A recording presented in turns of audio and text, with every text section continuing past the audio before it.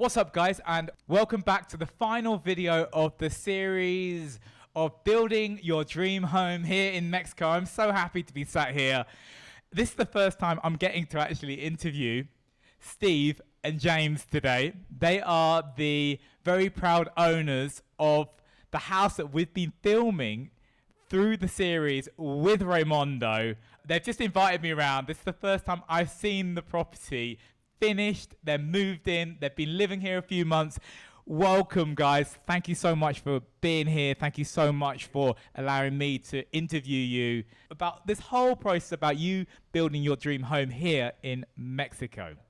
I've just had the royal tour of the property, and wow, I have to say, I mean, I've seen it through the process of being built, and there is nothing like seeing the finished product. I mean, we all like TV programs that we get to see the beginning and the middle and the end, right? That's what TV programs are really built on. That concept of seeing the finished product. I have to say, I walked in here and I just went, wow. Kind of wow. I just went, wow. Thank you. What a job. What a final product. I mean, you guys must be extremely happy with. Are you happy with the final result? Very, very happy with the build. Happy with what we did. Happy with the details that we brought to it. Just the research. A lot goes into it. You have to start out researching areas, researching who to work with, the researching what you want to do in the home. Because if you don't do all that in the beginning, you're going to regret it in the end because you're going to make mistakes. And that's not to say everything is perfect, but we're extremely pleased with the way it turned out. And the builder, Raymundo Blas, is fantastic to work with. He produces a very, very quality job. So that's most important right there. Mm-hmm. And when you walked in, I said, "Bienvenidos a la casa por fin," which means this is our last house build. We don't have it in us anymore. So, which is why all the details in this house were put in, because this is our last build. Can you let us know what was the draw to this part of Mexico coming from Costa Rica? I'll try to make this brief. We had heard about San Miguel de Allende, and in doing research for San Miguel, we found Ajijic. So we flew down, right? We met you. I think we set up an appointment with you while we were in Costa Rica. Yeah, and I think we spoke. You sent your driver to us, yeah. Yes. Yeah, so we came down here, we looked around. You showed us this piece of property. We liked it a lot, and then we went to San Miguel. San Miguel is, 6,000 feet elevation. We're at 5,000 here. So there's not a whole lot of difference there, but it's very hilly there. We didn't want a 2 or 3 or 4 story home. We wanted a rancher, is what we call them in Texas, one level house. So we came back here and settled on this area. Yeah. And what really attracted us to this area is several things. Weather, of course, being nice. It's typically cool at night. During the day, it can get a little warm, but not overly warm at all. Well, the humidity is super low here. The humidity is very low, which helps. But also proximity to International Airport. Guadalajara, from our garage to the ticket counter at the airport in Guadalajara is like 30 minutes. It's so accessible. Yes. I think that's why a lot of people do get attracted to this area, just with how close you are to the international airport and, second biggest city in Mexico. And everything you have everything you want. That Guadalajara has to offer. Yeah. Tons of cultural venues, museums, fantastic restaurants. Art galleries. There's great restaurants here locally as well. Yeah. But if you want to do something more sophisticated, cosmopolitan, Guadalajara is a great city for that. And also, not to mention, a lot of things here are handmade or custom made, and no offense, but not from China. And it's very, very good quality. So we're going to definitely get into all that because we have so much to talk about in this house. I mean, there is so much detail. I mean, I have a list of questions. Hopefully we'll have time to cover them all. If we don't cover everything, leave some questions in the comment section down below. I will get back to you. I can ask the guys and if you have other questions, feel free.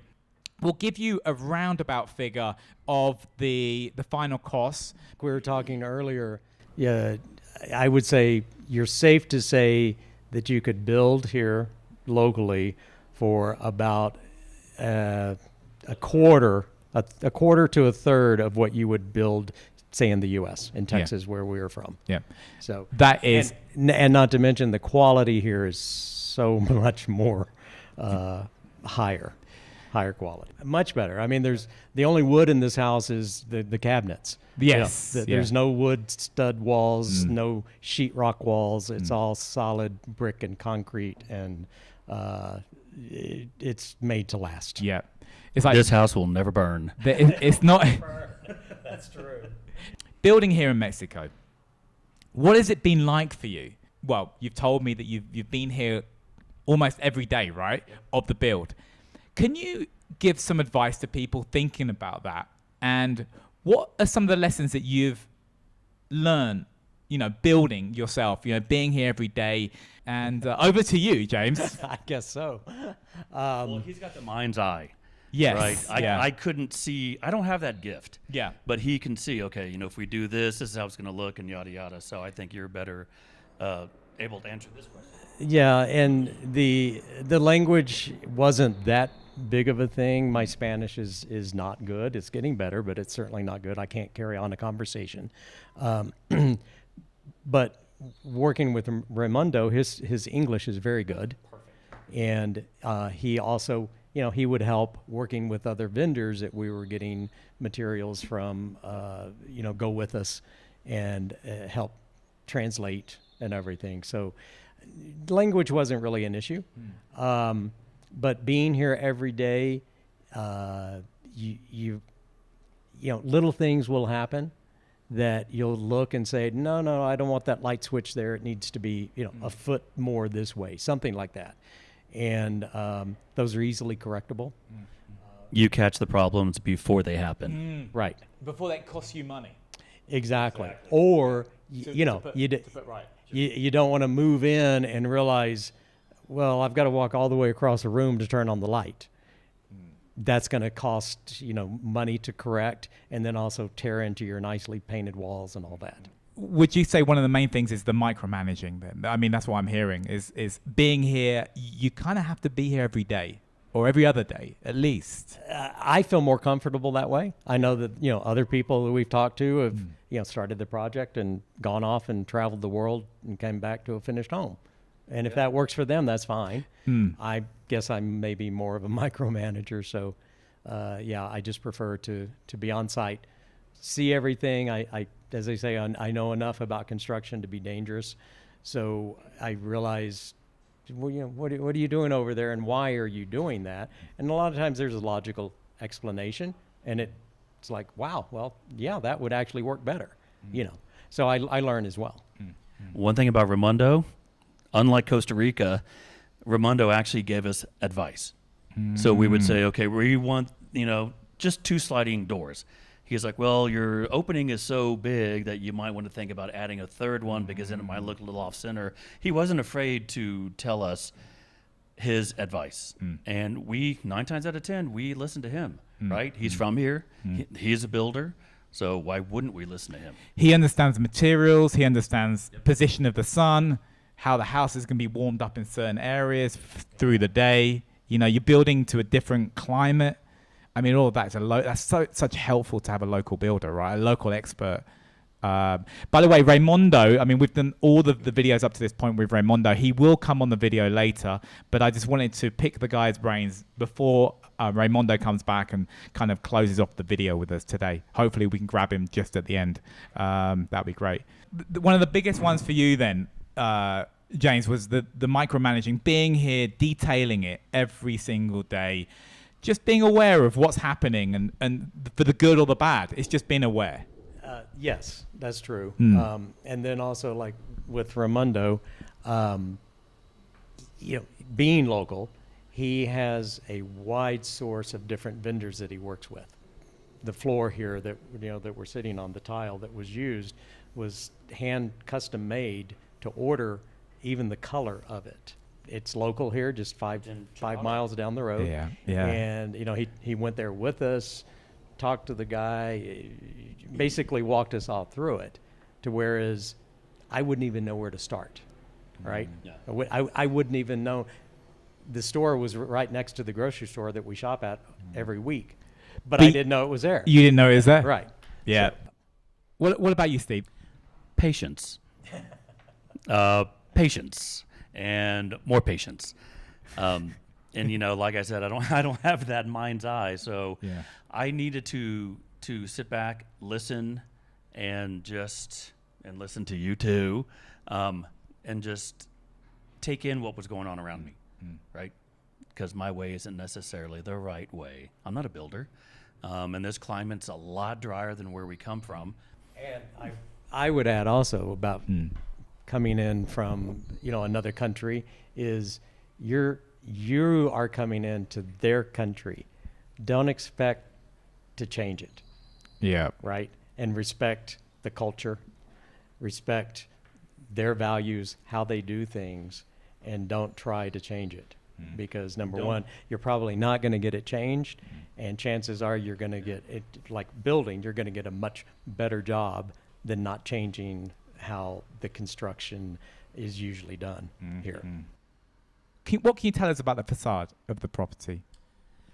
Before we moved here, we wanted a typical Spanish hacienda style home. We wanted a home.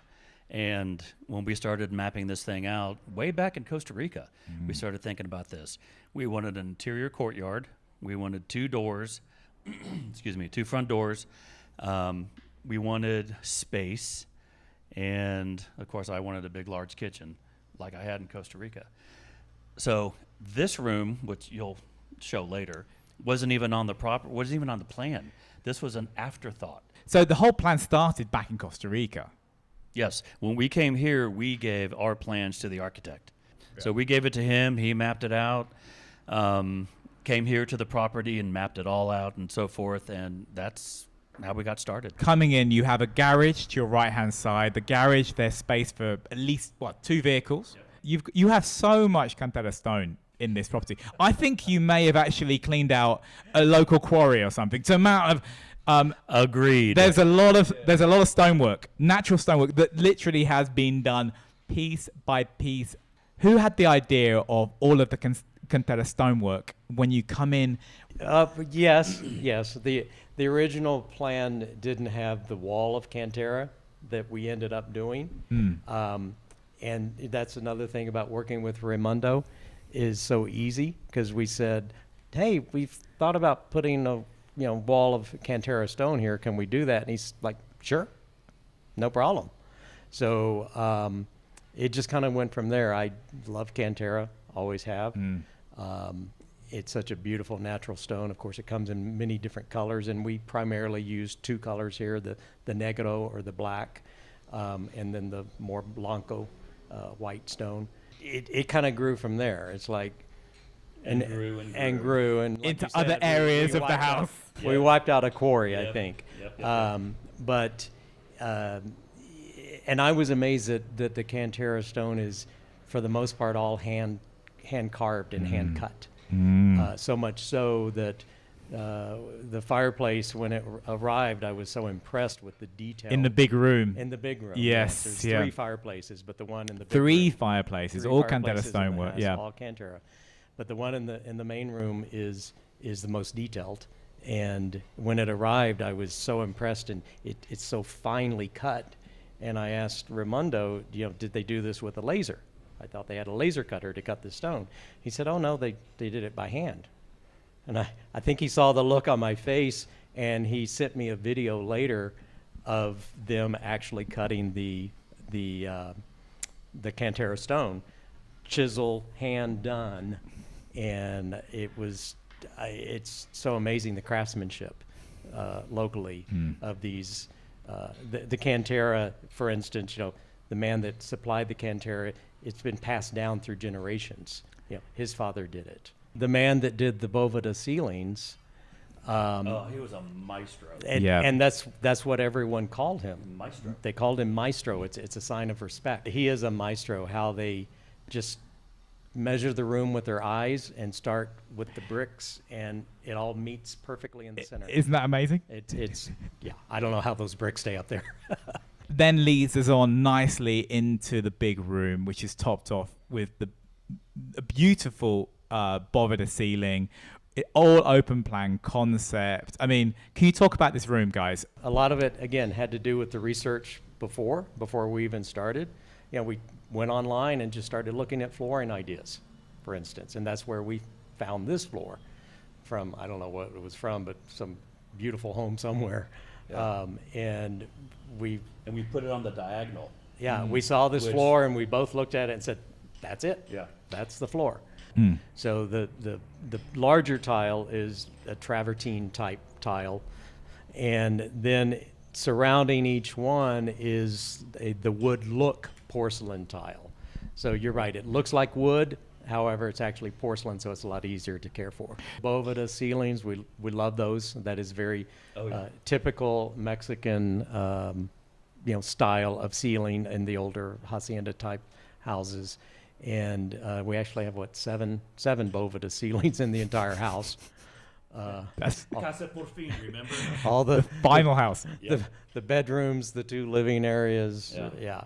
the hallways got the canyon Boveda ceiling, which is spectacular. And then the way they light them with the undermount light lights from the Cantera molding is phenomenal. It must be beautiful at night when is. everything's lit up. It is. But we just wanted one large, great room. And that's where we brought more of a modern feel in to an old colonial style home, where we've got the living room, dining room, kitchen, kind of all combined. And I think it's total of about 600 square feet for just that area. So with the kitchen, I know the kitchen's all about you, isn't it? Yeah. Steve. Yeah. It's weird, I never cooked my entire life, and then, I don't know, 10 years ago I just started, and I really enjoy creating things. But yeah, I wanted an open concept kitchen like we had back in Costa Rica, just open concept. I need plenty of room to work. Get out of my kitchen. It's mine. I wanted space around me. And then the pantry as well. Yeah, that's good where I keep all my cookware. Carpentry is rosewood throughout, and all the door frames as well, right? Everything is Everything. Everything is rosewood. Yeah, all the wood. And you went with quartz Quartz countertops. and backsplash. Yep. Yeah. It's actually quartzite. It's a quartzite. Which is the natural stone. Yeah, and all the water filtration system is in the garage, along with the electric solar inverter systems, in the garage as well. So you've got solar. How many solar did you put on the house? There are 9 panels on the house for electricity and 11 panels to heat the pool and the spa. Yeah. Since there's sun here almost year round, the solar basically cuts the electricity down to 0 or very little. Yep. And then the heating for the pool is all done with solar as well. So it just, the sun heats the water for the pool and for the spa. You've got this really cool area outside, this outside kitchen area for entertaining with a grill. Yep. Yeah, we put And a bar. put the grill there, the copper hood above the grill that was custom made close by here. And put the bar out there, the sink, the mini fridge, the whole outdoor experience. Yes. So. You're going to be spending a lot of time here, I can imagine, this part of the house. That's the plan. Yeah. And then leading on from that. Yeah, we call it the lounge. It's complete with fireplace for those chilly nights in the winter here, which are not cold, but they can be chilly enough to run the fireplace. And it's got a full bath, which is great for the pool because it's close by to the pool, so you don't have to traipse through the house with wet bathing suit. And it is, since we did enclose it with the doors, it could be used for a bedroom as well. But our needs right now are not for that. So Steve has his Romeo and Juliet balcony. I do indeed. I do indeed. I love it. Yes. We'll get some imagery of Steve walking out, giving us a little number. I'll do my Titanic. You went for an infinity pool. We actually, it's infinity on two sides, and the other two sides is basically a rectangle pool. So two sides are infinity, the other two sides are negative edge. And then we incorporated the spa into the corner of the pool. We submerged it. And the spa is actually submerged where the wall that sticks into the pool is only an inch below water level. Yes. So it holds the majority of the hot water coming from the solar in the spa and then oozes out just a little bit into the pool. I think that's the first time that Raymundo had done a pool that had that submerged spa in it. But you know the interesting thing about Raymundo, we showed him a picture, Yeah. and he made it from the picture. I mean, he's brilliant. He's just a very creative man, and He really you show him is. a picture, and he can do it. But when you're in the pool, you don't really see the house in front of you. You just see the trees and then the lake, right? That's what's beautiful about the position of the pool. Yeah, and the way that they build here lakeside is it's kind of terraced up as you go up the mountain. Yes. Yeah. So yes, there's a home in front of you, but you're not looking at the wall of the house. You're looking over the roof of the house. Yeah. So it doesn't obstruct the view. Yeah. That was, I know that was a question that you had when you were purchasing the lot with me.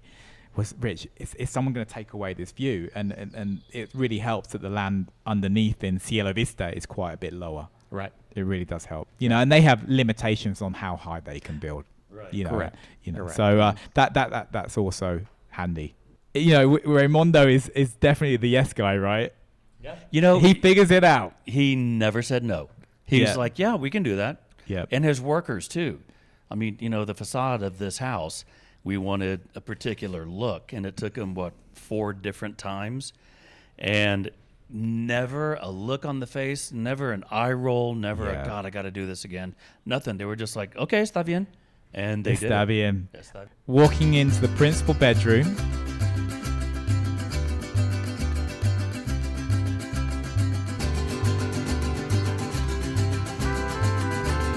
You have a really nice, large fireplace in the bedroom. You said to me you weren't expecting it to be that big. No, it's the size of James. No. I mean, it's huge. It's as tall as James. It's huge. It feels like it could be in a castle or something. Yeah. Luckily, it fits into the room, so it's not an It really issue. does, yeah. It Yeah. looks great. It Yeah. looks great. And I have to mention that all of the furniture throughout the property, it was made by... Yeah, all of the upholstered furniture was custom made in Tonalá, which is a suburb of Guadalajara.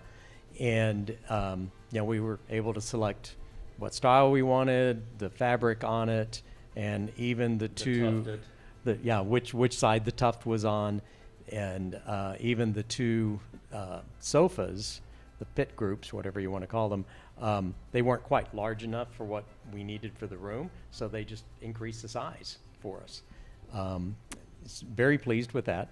And then all of the wood furniture was actually handcrafted locally by the man who did all of the cabinets and the doors within the house. You have a lovely big ensuite bathroom. The bath, that's a 2-person bath. You mean the bathtub? It's 6 feet. It's 6 feet. It's 6 And feet. you're I telling- wanted a bathtub where I could lay out and be completely covered. It's a freestanding tub, and again, it was custom made in Guadalajara.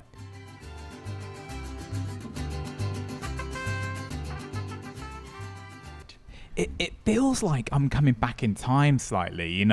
This house, even I know I keep coming back to it. It's new, but there's an oldness about the house. That's one of the things we told Raymundo in the beginning is, we wanted a Spanish-style hacienda home with modern conveniences, modern touches.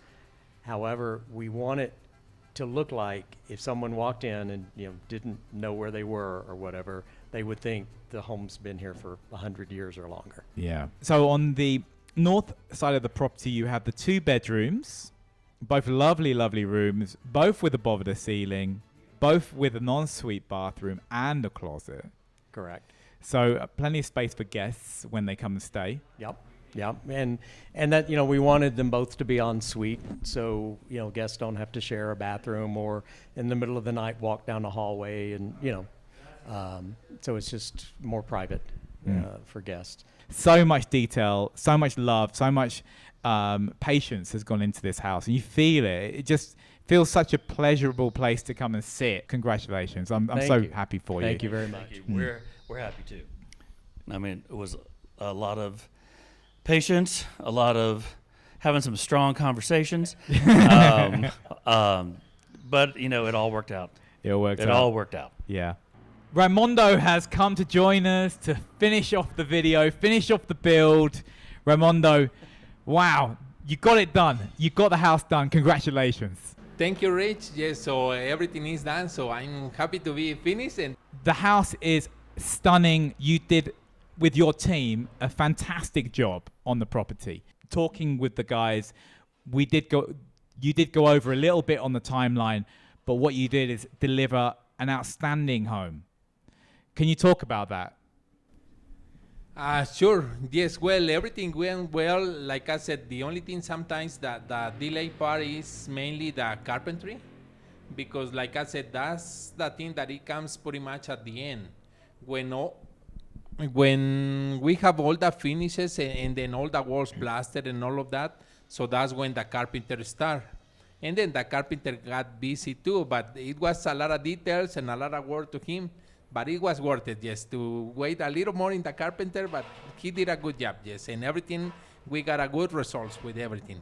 And the carpentry too. I think one reason it took longer is, we wanted just a little bit more, a little bit more detail. A little more detail, yes, which- but that was good, yes. At the end, that's what I mentioned before, that's what everybody will see. All the details, and that's what it make it, everything show, and then make all the final things look much better. My last words go to you guys. Is there anything that you want to share to close off the video today?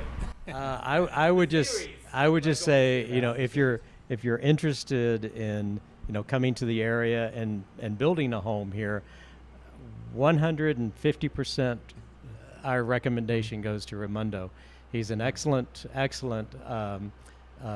contractor and an even better man. Yeah. So we're very, very pleased, and I highly recommend him. Again, thank you to everyone for watching the series. I hope you've enjoyed the series of building your dream home here in Mexico. Maybe one day you guys who are watching this will come and build your dream home here in Mexico. If that's going to be Lake Chapala, let me know. I can help you find a lot or buy a house. If you want to have someone to build a house, I can find you a fantastic builder to build a house if you're new to the channel, guys. And I'm sure if you're not, because if you're not, I don't think you'll be new watching this series. But if you are, please consider subscribing, hit that notification button and give the video a thumbs up. And until the next series with Raymundo, thank you all again, take care of yourselves, and see you in the next series. Bye. See you. Bye. Hasta luego, amigos.